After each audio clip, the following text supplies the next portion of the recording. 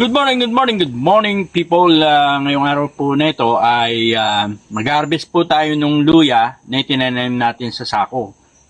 Ginger in a sack. Habang tayo ay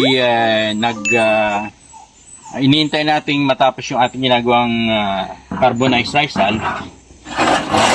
na gagamitin natin sa pagtimpla ng ating mga feeds, fermented feeds. Isa po ito sa mga ingredients. So, samahan po nyo ako na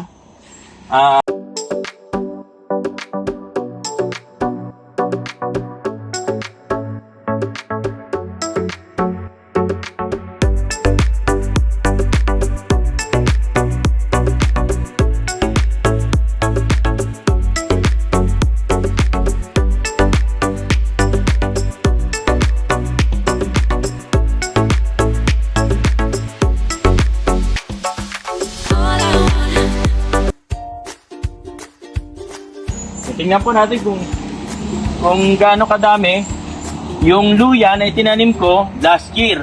So ito na po yun, wala na silang mga dahon. So, tanggalin po natin itong Madi di Agua para hindi nakakabala. Ayan, lipat lang natin. Then hukayin na po natin ito. Ayan po yung luya.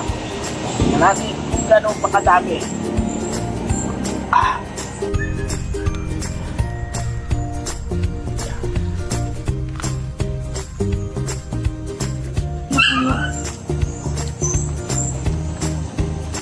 Ano magiging timbang nito? So, ayan po yun, yung luya na itinanim natin. Actually po ito nabawasan na to dahil pag kailangan namin ng luya kumukuha. Ito po yung original na na itinanim. So ganito lamang po kaliit yan. Ito na yung mga naging bunga. Ayan.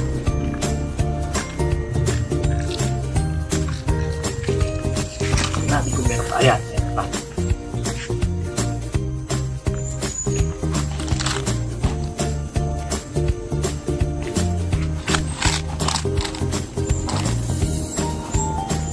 Sana.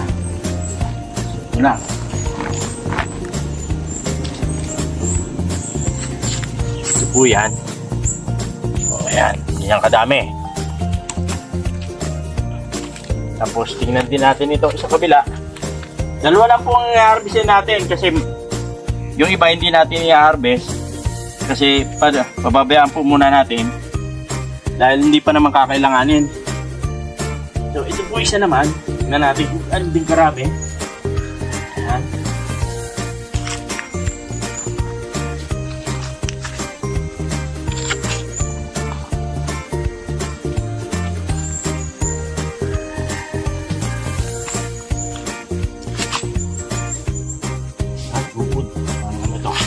May uod, pamiwit.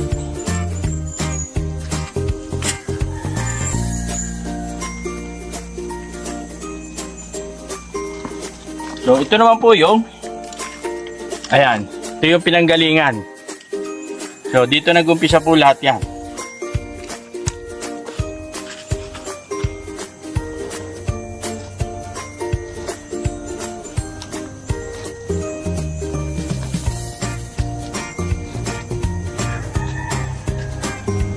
So, ang gagawin natin, babalik natin itong pinanggalingan niya. Tatanim po ulit natin.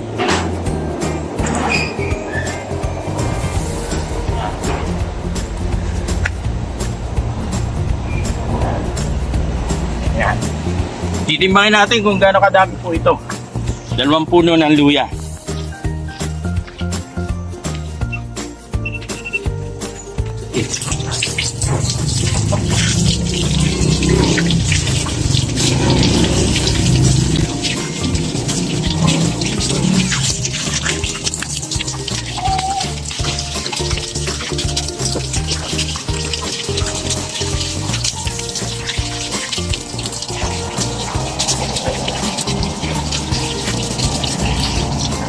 ganito.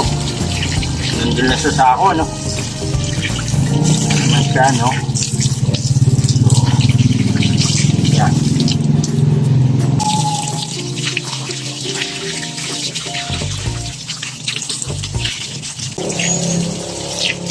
Ilang kaya kilo?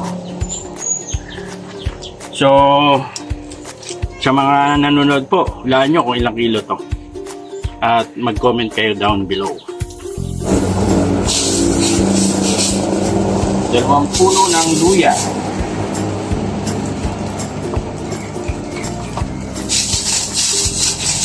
Ano kadami siya.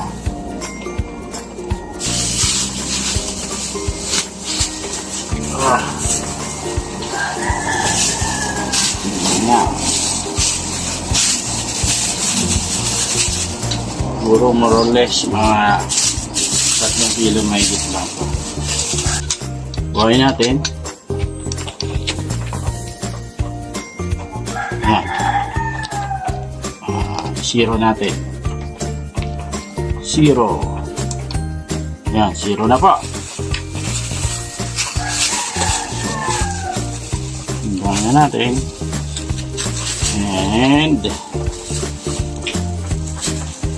And uy, ba mahigit lang pala 2 kilo, no? 2.32 kilos. Wow. Dalawang puno. Pero ito nababawasan na kasi ginagamit ko nating pag kailangan namin luya, kumuha na lang kami doon sa puno. Pero ito pa rin na natira doon sa 2 puno. 2.34 kilos. Yan. Hindi na masama na nakalagay sa sako, pero madami na rin harvest.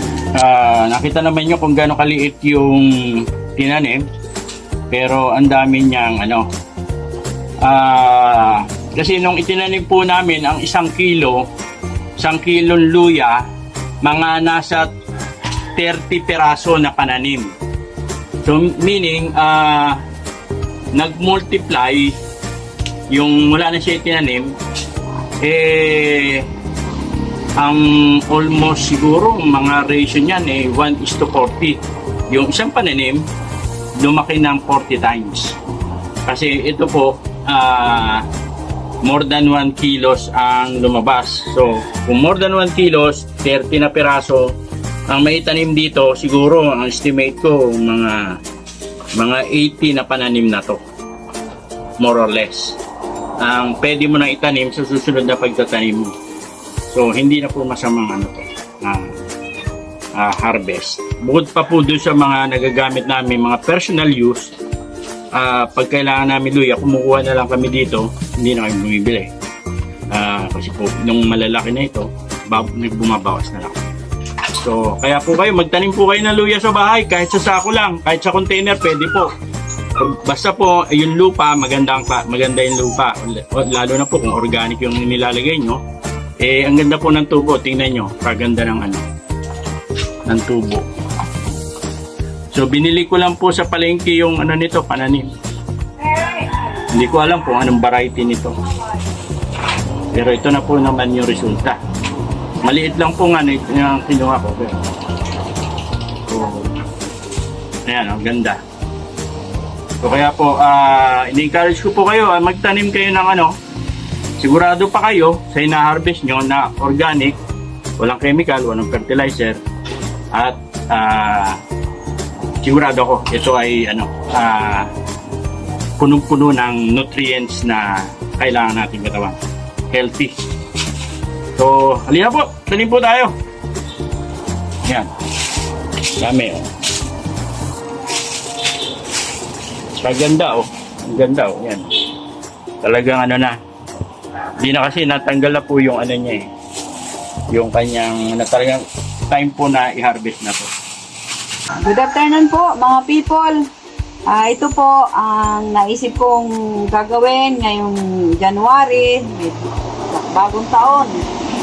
Ito po aking napagtuunan ng pansin para hindi mo tayo, naisip ko nga yung pag-aalaga ng sili at iba-ibang mga halaman. Guyabano po ito, Tsaka po ito ay mangustin. Ito po ay mga orange at dalandan. Yan, ito po. Ito po ang aloe vera naman po kasi kailangan din po natin yan na alagaan upang tayo ay meron magagamit sa ating mga pangangailangan sa ating buhok, sa ating katawan. Yan. Ito po. Gusto ko pong i-ano ito uli at i-introduce sa inyo na kahit nasa bahay lang po tayo, mga mamsi, ay pwede tayong magtanim at makatulong sa ating kalikasan. Mamahalin natin ang ating mga halaman upang bigyan tayo po ng isang masaganang bunga at ani na makakatulong sa ating pangangailangan balang araw. Ito po, yan. Ito po, hindi ko po akalain na siya ay lalaki ng ganito. Ito po yung mangosteen. Sarap po ito. Lalo na kung maparami natin. Yan. Meron po akong dalawang mangosteen. Yan. Kaya nakakatuwa po at sila ay nabuhay. Kala ko po hindi siya mabubuhay. Maulan po kasi dito sa amin. Pero thank you Lord dahil pinagpala niya po yung ating mga pinunla ng halaman. Ito po yung orange at iba po ito pungkan. Kaya nakakatuwa po. Thank you Lord.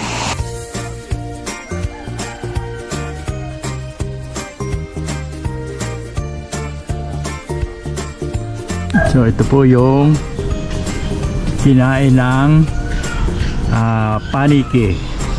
Ayan, ubos na ubos kasi hindi agad nakuha, kaya ayan. Ngayon ito mga katabi na malapit na mahinog, yun po ang i-harvest natin. Baka maunahan na naman tayo ng paniki. Ayan po, madayang bunga yan. So ayan, ito na po yung naka-harvest natin. Malapit na mahinog. Yan, naninilaw na.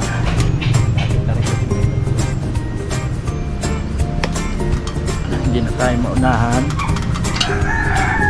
Po tayo, by next week siguro yung iba. Malalaki po ang bunga nito. So, harvest time.